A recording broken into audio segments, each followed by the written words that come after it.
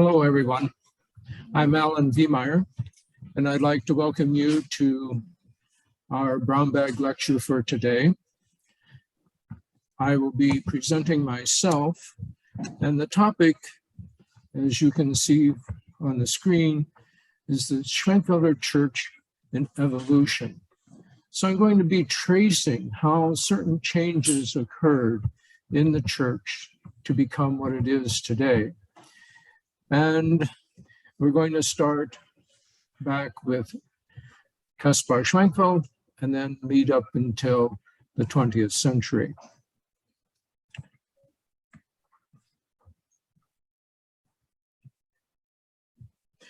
I just want to reacquaint you with some of the geography involved here. We're going to look at three places where Schwenkfelders were settled: in Lower Silesia, in southwestern Germany, and then lastly in southeastern Pennsylvania. So this area right in here, and this color you can see all the way up to the top here, is Silesia, but... She says that they're seeing the wrong screen, so let me step in here a moment.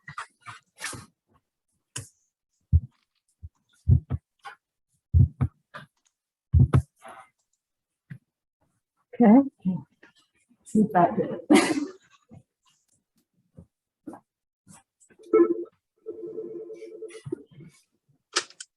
Schwenkfelder Library and Heritage Center, Joanne speaking.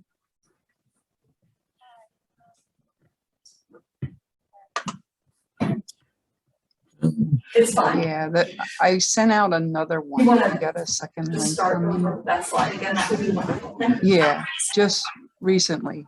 It was, Okay, something was all right. wrong with the first one. We apologize, but we're just getting started. Okay? Right. Thanks, bye. Okay, so thank you for waiting. I needed to bring up my pointer that actually shows on the screen. So this area is all Silesia, and the Schwenkfelders were in Lower Silesia at about this point right here. This is called Lower Silesia. And then Schwenkfeld was exiled and moved from this part of Silesia down to southwestern Germany into this area right here. And then, of course, the Schwenkfelders moved on to southeastern Pennsylvania. Going to talk mainly about three topics. Very briefly, some observations about worship. Also, at greater length, the leadership evolution in the church. And then lastly, very, very quickly, talk about some worship settings. I'm going to talk here about the public worship, which by that I mean worship in a church with other members of the congregation. And Caspar Schwenkfeld was born into a Catholic world in 1490. So we'll just assume that he was raised in the faith, as was customary at that time. We really don't have any records about him personally. But he did state at one time early in his writings that he had actually not given very much thought to religion before 1518. And 1518 is the date when he had a visitation from God, which caused him to become a follower of Martin Luther. So Schwenkfeld brought the message of reform to the clergy and the lay people in Silesia. One example of that is his visit at the cloister in Naumburg in 1523, where he urged the sisters there to strive diligently to acquire the divine word, which is the only food for your souls. So he's already at that particular date making a distinction between the visible, the physical, and the spiritual. Worship was mainly privately, in the home, with the family, or individually, which started around the mid-1520s and then continued on. And normally people worshiped every day.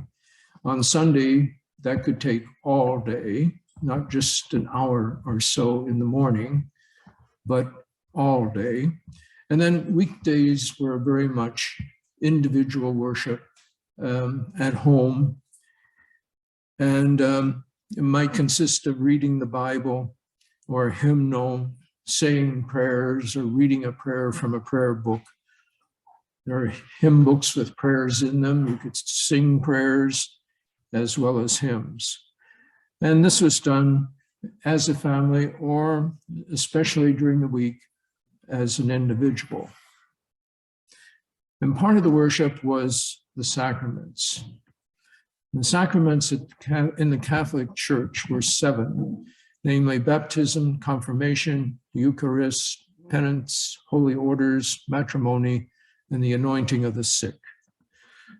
Martin Luther reduced the number of sacraments from 7 to 2. And these are the 2 that are instituted by Jesus Christ and recorded in the New Testament. And those were the Eucharist and baptism.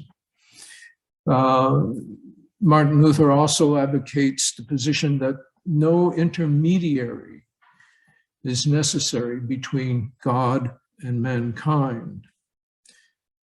And so when Kaspar Schwenkfelder takes a look at the Eucharist, he finds that there are many different views of how the Eucharist should be understood and how it should be served. And he was not in an agreement with any of those that already existed, neither the Catholic interpretation, nor Martin Luther's, nor Ulrich Zwingli. And so he suggested at that particular time that there be a Stillstand. By that, he meant not to have a public celebration of the Eucharist. The baptism sort of follows along with that. There is a lot of controversy about infant baptism versus adult or believer's baptism.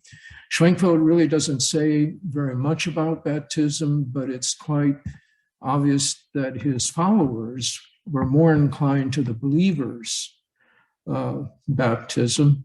Although when we get to Harpersdorf in the 1700s, we see evidence of something a little different, and I'll talk about that later. The Schwenkfelders at this time, before 1529, really had to find sympathetic Lutheran ministers for any type of marriage, baptism, or funerals. So that caused a few problems on occasion.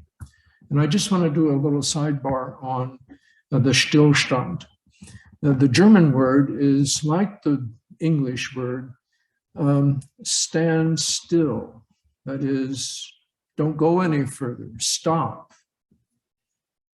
And Schwenkfelder urged his followers to cease taking part in the Last Supper ritual until all the parties agreed on the interpretation of the sacrament. And from that time on, then, Schwenkfelder himself communed only privately. The Stillstand did not mean that the Schwenkfelders no longer believed in communion, quite to the contrary. Communion was taught in Schwenkfelder catechisms. There were communion hymns in the Schwenkfelder hymnal. There's a communion service laid out in Hilliard's Postille. I'll talk more about a Postille later, but it's basically a book of sermons. Schwenkfelders knew Schwenkfeld's understanding of the Last Supper, that the outward elements did not assure salvation, but paved the way for the Holy Spirit who did. The Schwenkfelders understood this and voluntarily followed his boycott. In Europe, there is no tolerance for people who did not believe in the real presence of the blood and the body, and the wine and the bread. Refusal of communion was an outward sign that the refusers were not Orthodox and thus open to harassment, persecution, and even death. Religious tolerance in Pennsylvania attracted the Schwenkfelders, who continued their practice of Stillstand without harassment. However, what was originally voluntary soon became, or was soon felt to be, compulsory.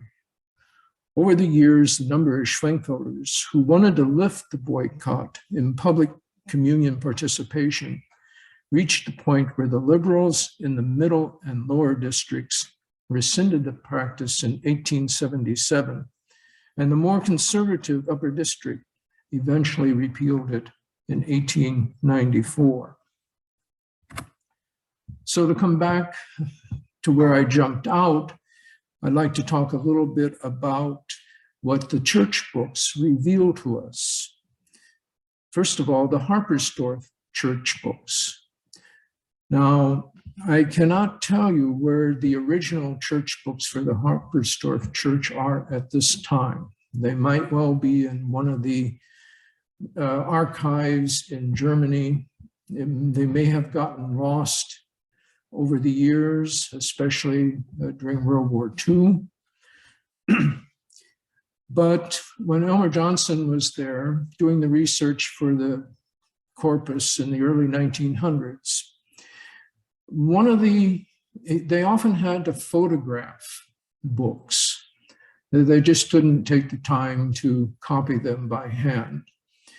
So he had many books photographed. And one of those, or I should say a couple of those books, were the church books from Harperstorf. Now, he didn't have every book completely photographed, but he did have photographed the books of marriage, deaths, and communicants from 1699 to 1721, which would capture the immigrants to this country. And in volume 2, he had them photograph all the births, baptisms, and their witnesses between 1699 and 1721. And there's actually 2 volumes of that. So we have the records of marriages, births, baptisms, and so on, but we have no real records of communion. There were just so many people in a church on that particular day doing communion. It was just simply impractical, impossible to make a recording. You're talking about the Harperstorf church, which at its height in the 1720s seated 2,000 plus persons for the service. And the same with communicants. In both cases of attendance and communicants, they kept only the number. They would tell us 1,000 people attended church that day, or 1,000 people participated in communion on that day, but no names. Whereas in the other cases, marriages and so on, the names are there. And so one of the tactics to get the Schwenkfelders to convert to Catholicism was to withdraw any kind of ritual and priest to perform the ritual for marriage or baptism or burials in sanctified ground. People are well aware that Schwenkfelders were buried on the Viehweg, and that's of course unsanctified ground, but there is other unsanctified ground where prior to the Jesuit mission, the Schwenkfelders were buried. Let's look at Berthelsdorf for a moment. That's a Lutheran church in Saxony where they stayed for about 8 years. And we have the same the situation with the church book, except those church books are still there in Bertelsdorf. They're in the pastor's residence. And the pastor was gracious enough to allow me to photograph the church books there for this particular time period. Again, there are no attendance names, just numbers of people who attended communion or service. And there's a record there of births, baptisms, marriage, and funerals. In Görlitz, where some of the Schwenkfelders went very early on, there were no church books have come down to us, at least none have come to my attention. We know there for sure that one of the conditions that the Schwenkfelders could stay in the town of Görlitz was the fact that they do not do any public worship. Here's a image of a page from the Harpersdorf church book. I happened to pick out the one, you can see the blue arrow pointing to the birth, I should say, yes, the birth, this is the birth record, the birth of Christopher Schultz, the 26th of March, 1718. So you can see how these records appeared in the church books. Here's the book from Bertelsdorf. It has the cover, the dates, the paper on the cover tells you how to interpret the entries in the book. The book is dated from 1711 to 1757. And you can see again, the church book is quite similar to the one at Harpersdorf. Someone, maybe even Elmer Johnson, I'm not sure, because he looked at this book as well, but he did not make a photocopy of this book. That's why I went and I photographed the book and had the information. But someone went through the book. You see the sort of slashes on the left-hand side here. Those marked Schwenkfelders. I soon caught on to the fact that the Schwenkfelders had already been marked in the church book there. Let's talk about some aids for worship. There were several catechisms available. Schwenkfeld's own, a man by the name of Werner, wrote a catechism for Schwenkfelders, and Kaspar Schwenkfeld himself put out an edition of that. Weiss had a catechism, and then Christopher Schultz in 1763 published one here in Pennsylvania, and then a revised edition in 1784. As far as hymnals go, the Schwenkfelders have been using the Bohemian Brethren hymnals starting in 1560 and had various editions of that particular hymnal. But then Christopher Schultz published a Schwenkfelder hymnal specifically for Schwenkfelders in 1762. Schwenkfeld's prayer book was a very popular book. You can see all the different printings and reprintings of that particular book, and even one here in Pennsylvania in 1806. The Schwenkfelders like to use a postille. A postille is just simply a published collection of sermons. And two were very popular with the Schwenkfelders from Silesia, one by the name of Michael Hiller, a Lutheran pastor who died in 1557, and another by Weichenhahn, another Lutheran pastor about a generation later who died in 1594. And his book was published by the Schwenkfelders 3 times, once in Silesia, 1672, and then twice here in Pennsylvania, 1791, and again in 1842. Bible was another aid that these people relied upon, as well as a book called a Compendium, written by Christopher Schultz. He finished the manuscript in 1783, but the book itself was not printed until 1836. And that is a complete exposition of Schwenkfelder doctrine. I'd like to talk a little bit about leadership and how that changed over the years. In the leadership structure in Pennsylvania, Silesia, early Pennsylvania, each village probably had an unofficial leader. So in Silesia, we had Harperstorf, which was a fairly large village town. And the Schwenkfelders, some Schwenkfelders lived in the town of Harperstorf, but there were a lot who lived in about 12 different villages surrounding Harperstorf.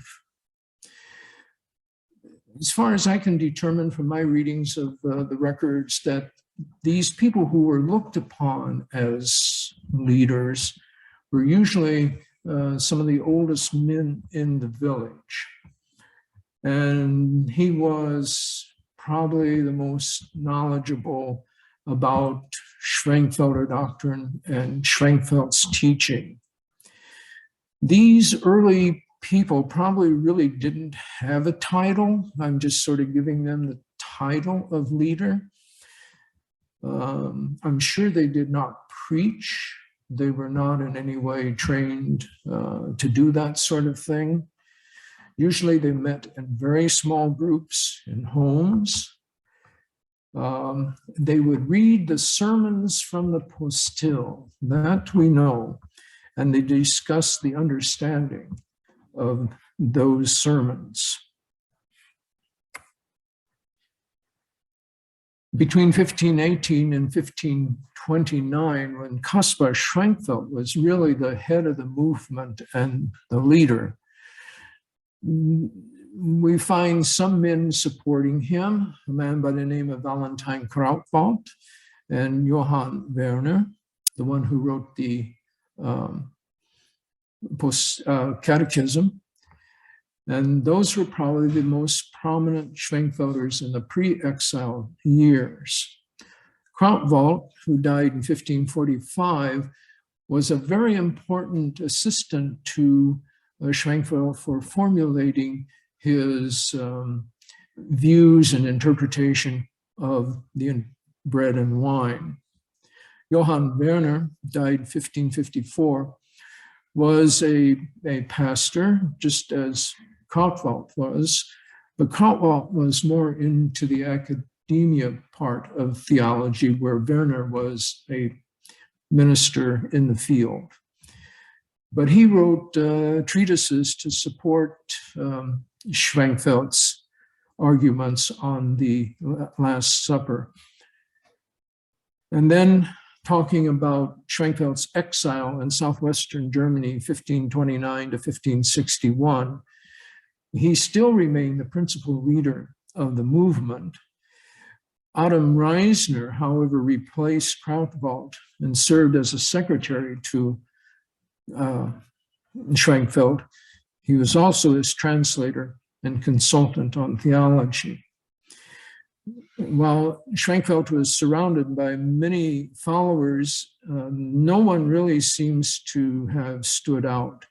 The South German followers of Schwenkfeld died out during the 30 Years' War between 1618 and 1840. It should be 1648, not 18, 1648. This particular image is a frontispiece printed in 1564, or very shortly after Schwenkfeld's death in 61. His followers almost immediately started to publish Schwenkfeld's works and treatises, the letters that he wrote. But that did not get too far along. It was a very important source for the team working on the corpus in the early 1900s.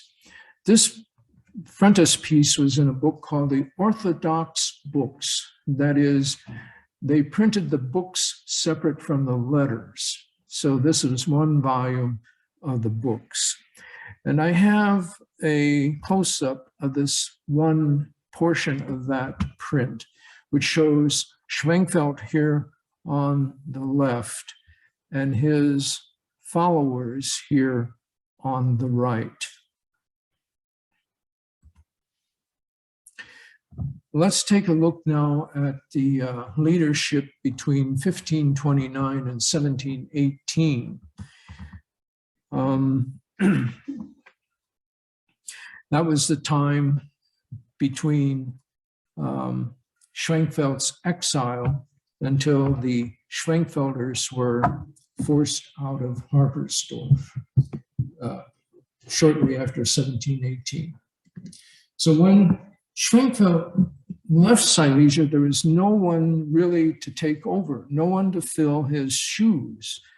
The Schwenkfelder faith really becomes fully suppressed at that time, and a generation later, in the mid-1500s, several village Lutheran pastors were in sympathy with the Schwenkfelders and did the marriages, did the funerals, baptized the infants. And I've already mentioned the two of them, Michael Hiller and Erasmus Weichenhahn. Here we have the title page of Hiller's Postilia. And this is manuscript, strictly manuscript. There are no prints of this particular document.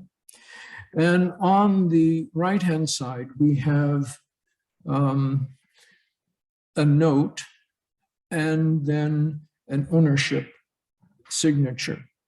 The ownership signature is on the left there, and you see the capital letters A-H-W.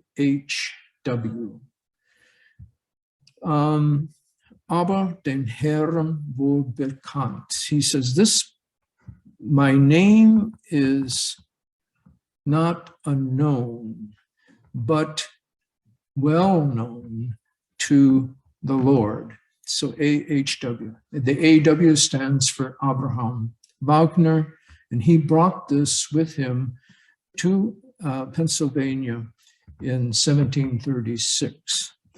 The note on the right has the signature of George Hauptmann. That was the person who the book belonged to originally. The note says that he paid the school teacher so much to copy this manuscript for him. And Abraham Wagner was the grandson of George Hauptmann.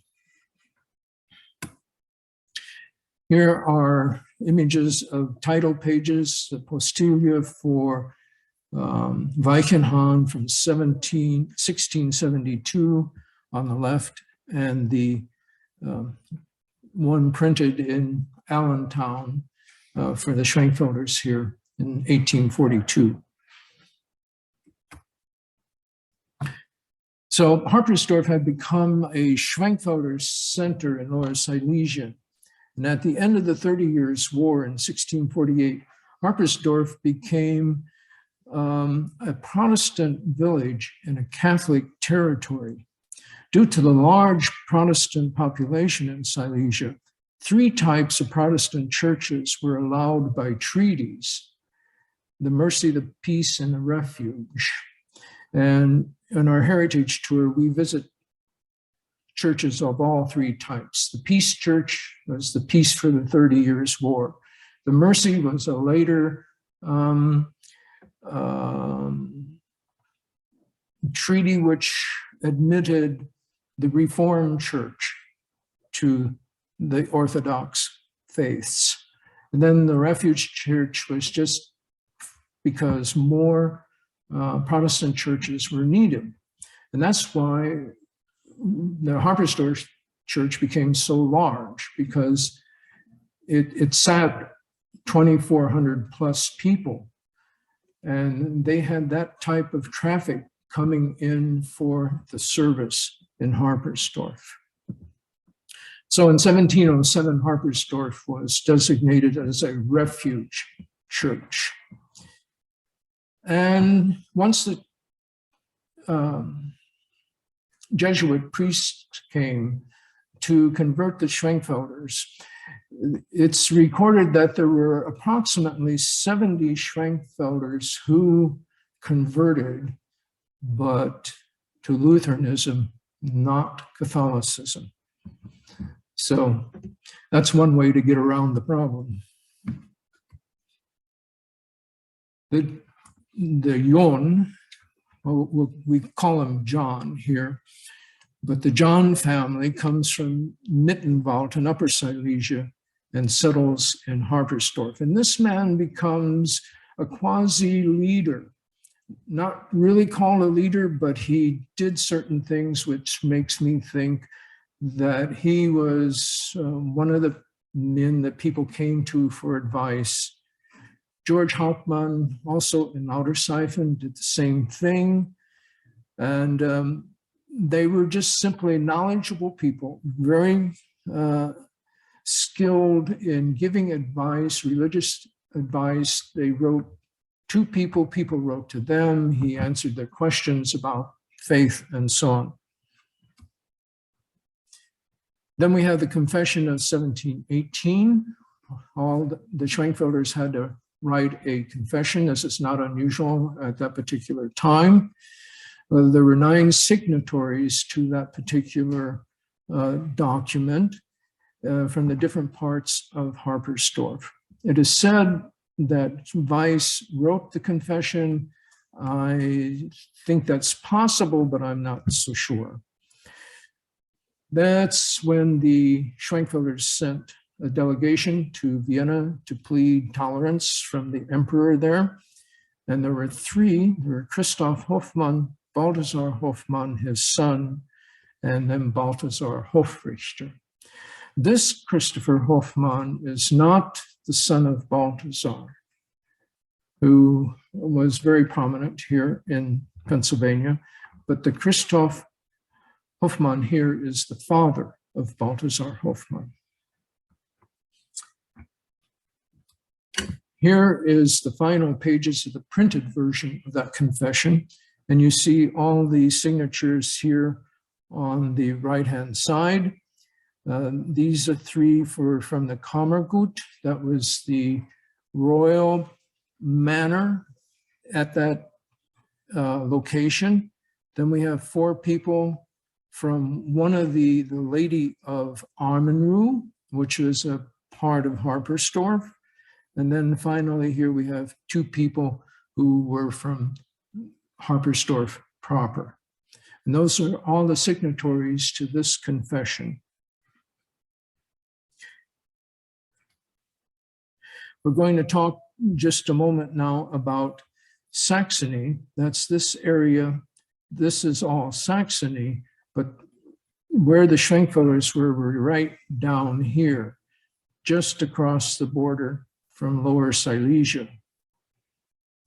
So we're going to talk about this part right here. They went to 3 principal places. They went to Görlitz, Herrenhut, and Berthelsdorf. Now the distance between Herrenhut and Berthelsdorf is only about a mile, but it's about 16 miles from Görlitz to Berthelsdorf. So 1726 to 1740 is when the Schwenkfelders went to Görlitz. So 1740, you see Schwenkfelders were still leaving Harpersdorf at that late date. Herrenhut, 1726 to 28, when they first reached Zinzendorf's estate in 1726, they were allowed to settle there. The Moravian brothers had come there first and made their settlement there. I'm not sure why Zinzendorf had them settle with the Moravians, but then after 2 years, he moved all the Schwenkfelders to Berthelsdorf. Maybe that was just temporary housing until regular housing could be built in Berthelsdorf. That is a possibility. But an important thing happened here in Herrenhut.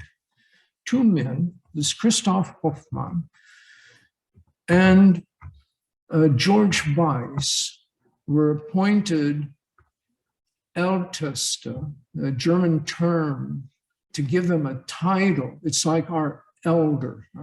When you think of elder in a church setting, a religious setting, is they were elders, and they were made elders of the foreigners, which is a little unusual. In other words, not the Moravians. Well, who were the foreigners? Foreigners? Schwenkfelders were the foreigners. So George Weiss was to be his assistant.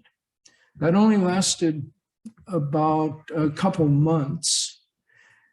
And notice that it was the Moravians who picked the leaders for the Schwenkfelders and gave them the titles. So then in Berthelsdorf, between 28 and 34, you have Christopher Hoffmann retiring. He was approximately 84 or 85 when he retired from that position. And George Weiss then sort of took over and then goes with the Schwenkfelders to Pennsylvania. Okay. Just recently, I came across this document. I had looked at it earlier, and it is mentioned in some of the reference literature, secondary literature for Schwenkfelders. But I had never really read the document until just about a week, 10 days ago. And I was really surprised about the information that this document holds. So it's legal size paper. And you see that's quite lengthy. And going on to the last 2 pages. So I want to talk about, well, okay. So my notes don't show, so I'll have to use my memory. So going back, it talks about, first of all, the appointing of Weiss as the leader. And here he's called again the Älteste, the elder. And this outlines all his responsibilities. He had been made a leader in Berthelsdorf before they left for Pennsylvania. But this is a little, we don't know anything about the conditions, the responsibilities. We just get some vague idea that he took over a leadership position to bring the Schwenkfelders here to Pennsylvania. But this document was written later because the document mentions Skippack and Goschenhofen, and they could not have known those place names before they got to Pennsylvania, I'm sure. So this document then comes later than the document in Berthelsdorf. So again, they're talking about the responsibilities, and the word elected is used. I never really was comfortable to use that word, but since it's actually in this document, this is the first time that word appears, the word elected, erwählt. So we know precisely then how it's chosen. It also talks about the deacons, what we normally refer to today as deacons or elders again. They sort of were watching people, make sure they acted appropriately. And they were specifically charged. The deacons became, again, Balthasar Hoffmann and David Seib, as they were in Berthelsdorf. So They were specifically charged to enforce the 10 Commandments among the Schwenkfelders there in Pennsylvania.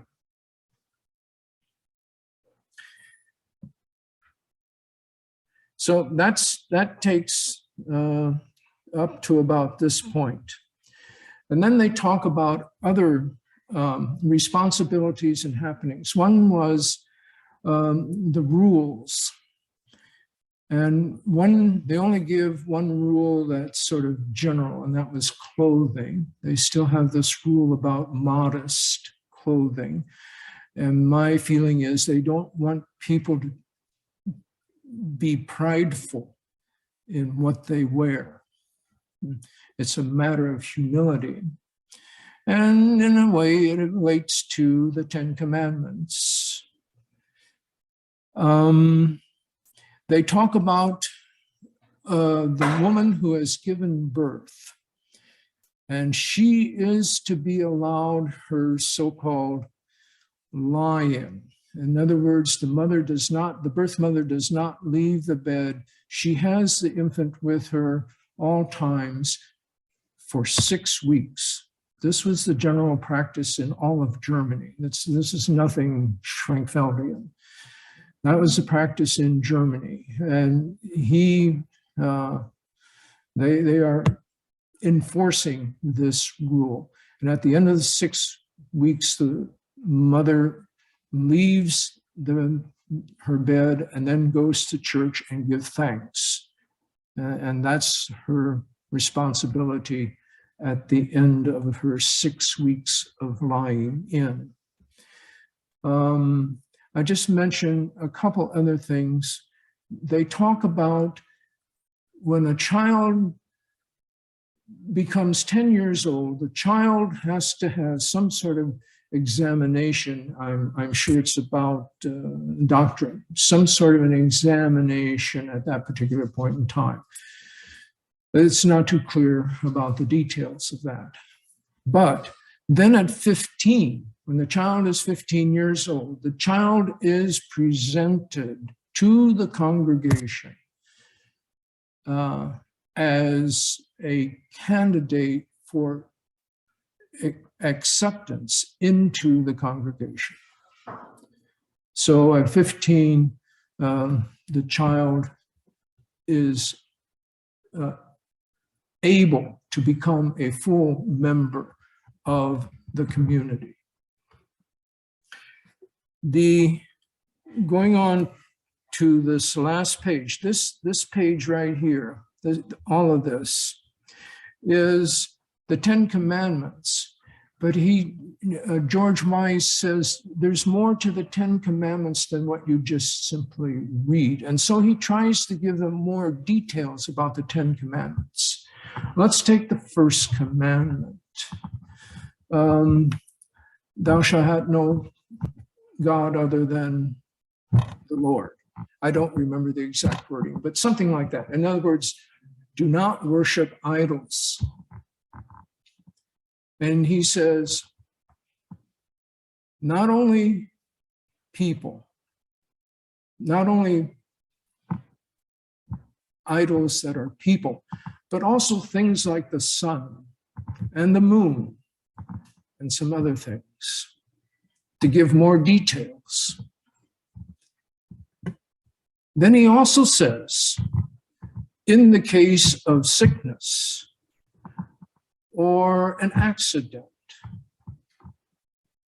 don't go to some sort of seer or soothsayer. Bring your troubles to the Lord. So he's warning them about different ways that the 10 Commandments can be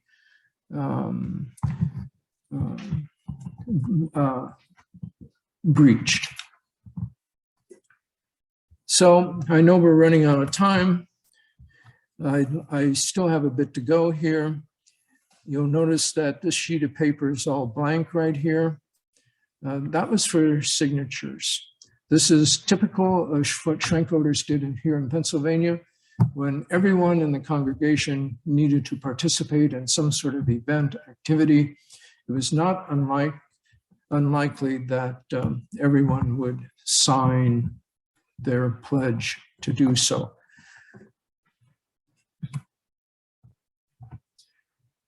So here I talk a little bit about George Weiss and some of the things that he accomplished.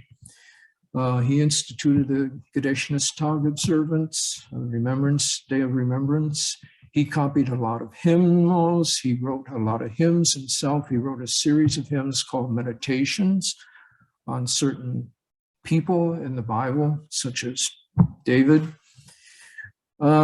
He taught religious principles to the youth and young people. He wrote a catechism. And a quote from Alan Sykes, who wrote his doctorate dissertation on Schwenkfelder hymnology, says, "It may be safely said that there has never been a more intensely spiritual Schwenkfelder than George Weiss." His opinion. I think he was a very spiritualistic man, but he had a problem relating to people. I'm sure that was a part of his character. Talk about Balthasar Hoffmann, who was born the same year as George Weiss, and they were childhood friends, according to the information that has been left to us. They were very, very different people, really, especially as they reached adult age. Weiss was very scholarly, intellectual type, very deeply into religion. Balthasar Hoffmann really didn't seem to be. He was a day laborer. He didn't have a regular occupation. He seems to become more involved in religion during his time in Vienna while waiting to see the emperor there. Anyway, the Schwenkfelders really needed someone from their own faith to handle the basic marriage, birth, baptism, funeral. They wanted to be dealt with their own people. They didn't want some justice of the peace from somewhere come in and handle such religious events. And so they really did need a person to fulfill those responsibilities. And so we come up to say that Balthasar Hoffmann was a full minister, 1740 to 1765. By full minister, that's my own interpretation.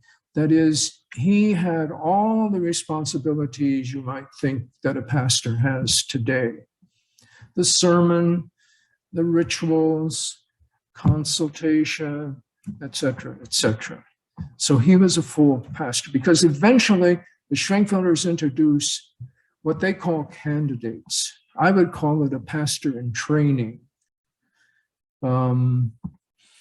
They just simply were apprentices. They followed the pastor and learned on the job, so to speak, how to be a minister. So let's go on. Mike just mentioned that Hoffmann was a mentor. I would call him a mentor to Christopher Schultz. Christopher Schultz followed him very closely and consulted with him all the time until Christopher Schultz felt he was ready to take over the position of full minister to the entire group. And it was Schultz who realized that people were starting to stray away from the community. They lived at such distances from one another. It was very, very difficult for everyone to meet together at the same time. So Schultz tried to do things to pull people together. So he published a Schwenkfelder hymnal in 1762. He wrote a catechism for children and adults in 1763. He introduced the school system in 1764. And he and Christopher Kriebel worked together on many, many of these projects. Christopher Kriebel lived further south than Christopher Schultz up here. So a few words here about Christopher Kriebel. I will move right along. Joshua Schultz was a very interesting person. His father did not want him to be a preacher, period. Schultz was asked first to be a Sunday school teacher. His father said no. Then he was asked to be a preacher in training. His father said no. And the second time he was asked to be a preacher in training, his father, for the third time, said no. So we have here a controversy which was played out in terms of the 10 Commandments. Honor your father and your mother, to begin with. So eventually, Joshua Schultz said, I don't care what you say, I'm going to be a preacher. And so he went through the steps to become a full minister in the Schwenkfelder Society. He also encouraged other young men, not only to enter the ministry, but to go to a seminary and learn whatever they could learn about theology. Schultz updated the Constitution of the Schwenkfelders in 1851, and he translated that then into English in 1882.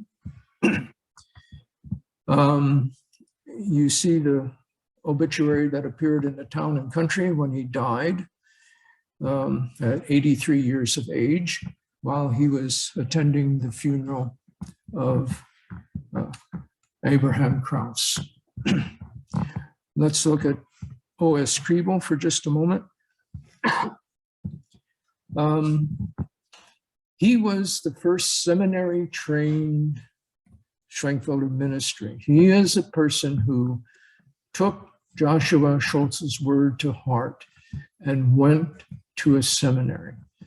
Now, O.S. Kriebel had a real concern about preaching in German because they preached at least one Sunday a month in German at that particular time.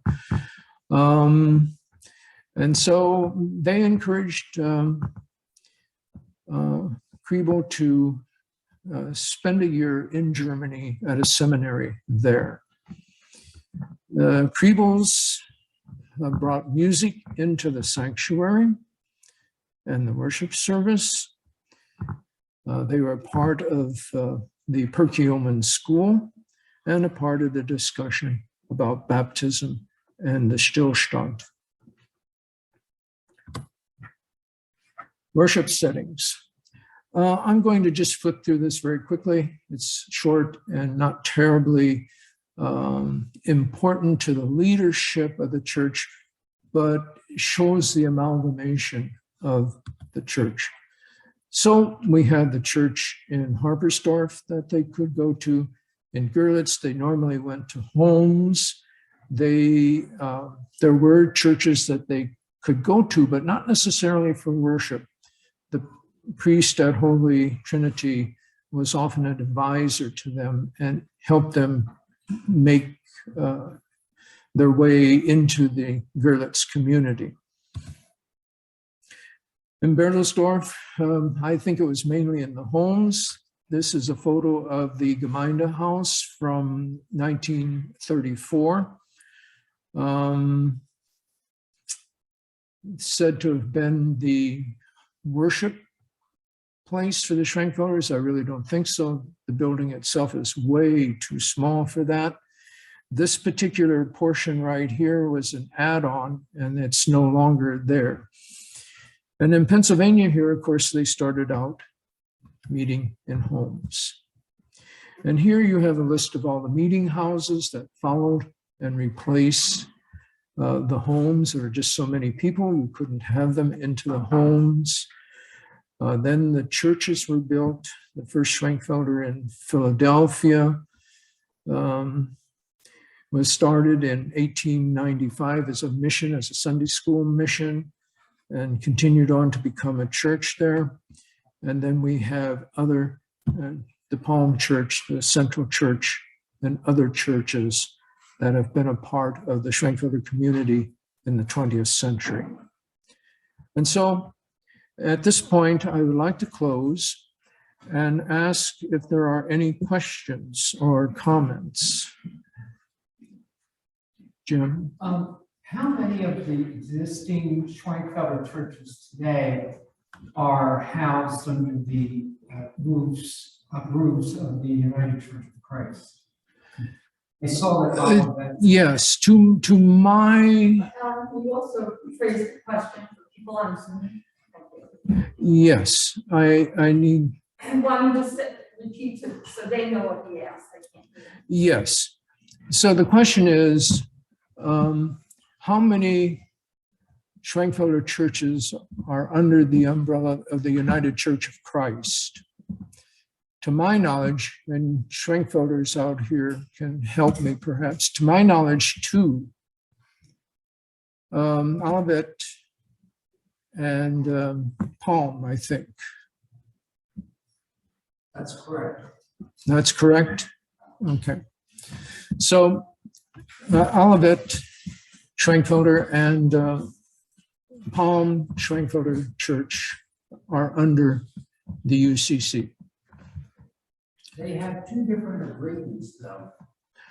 Olivet is more involved with UCC. Palm, to my knowledge, has an associate. Yes, you're right. They're quite under the same agreement. Yes, Jerry Hebner has pointed out that the 2 Schwenkfelder churches are not under the same agreement. The Palm Church is simply an associated member of the UCC. Yes, sir. Am I right in picking up some sense of reluctance to cultivate leadership or skepticism? And if so, what do you think that's about in the Schwenkfelder kind of origins? Was there a reluctance of the Schwenkfelders to develop a leadership, a hierarchy, is the question. And it would certainly seem so. Many of these Schwenkfelders we're talking about were peasants or come from lower levels of society. And probably, I'm just thinking out loud, so to speak, and probably they know about leadership, of course, because they're watched over quite carefully in what they do and have to fulfill certain duties and requirements. But we're never in a position to pose those conditions. They just fulfilled them. And that may have been a part of it. I really don't know. They seem to do things by consensus instead of voting, let's say. They would try to come to some sort of mutual agreement. Beyond that, anything would be speculation, I think. Are there questions from? I'll see if I can help you with that.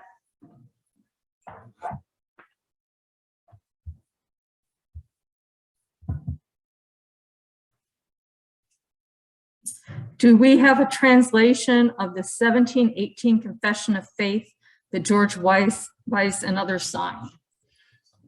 No, we do not have a translation of that document.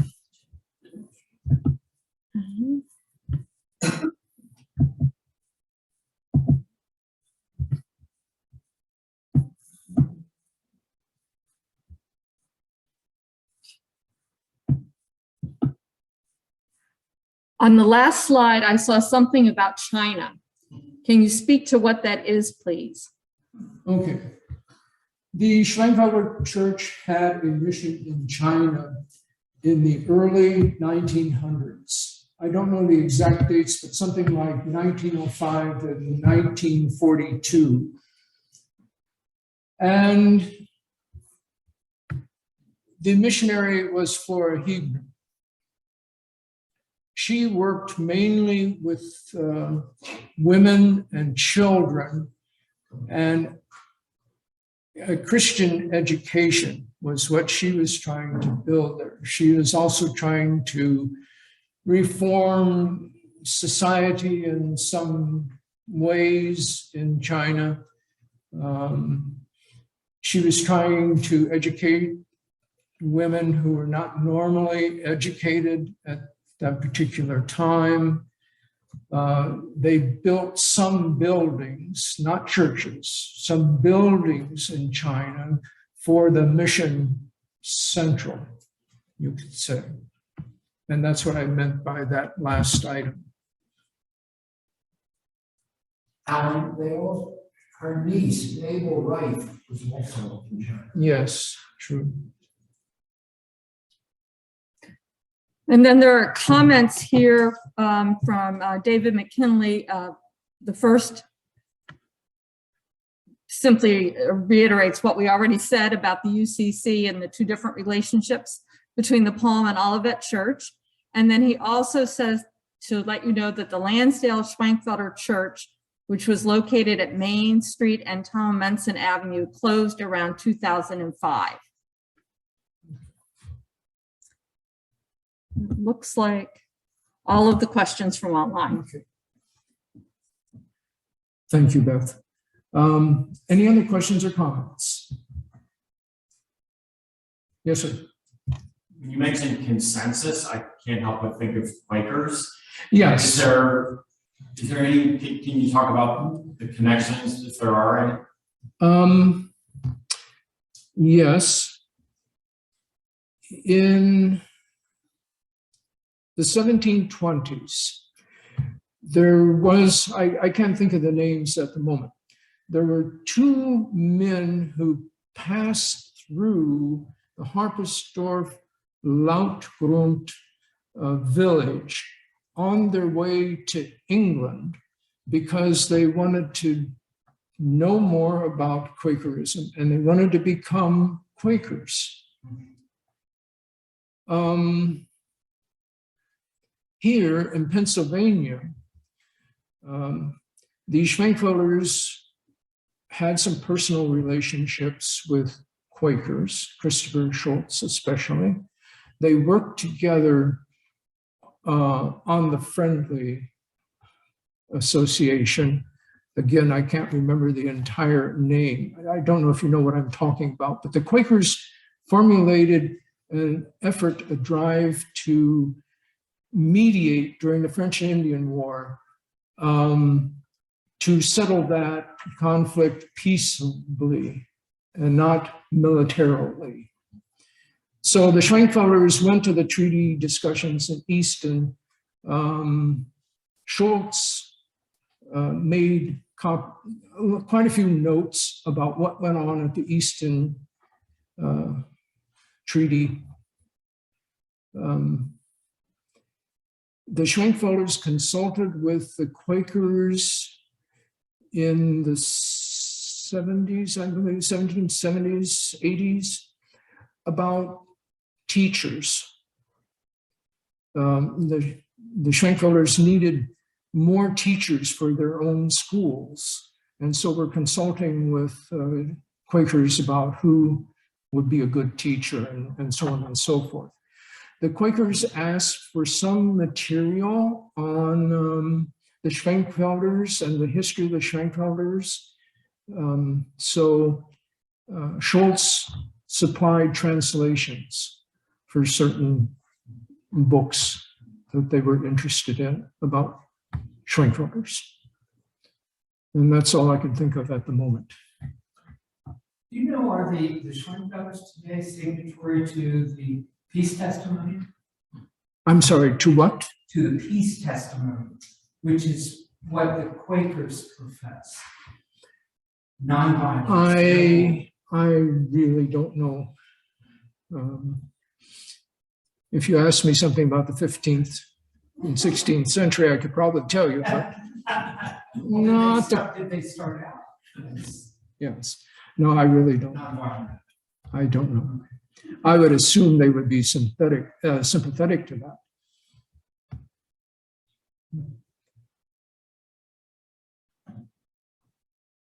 Okay, then I thank you very much for your attention. Have a nice afternoon.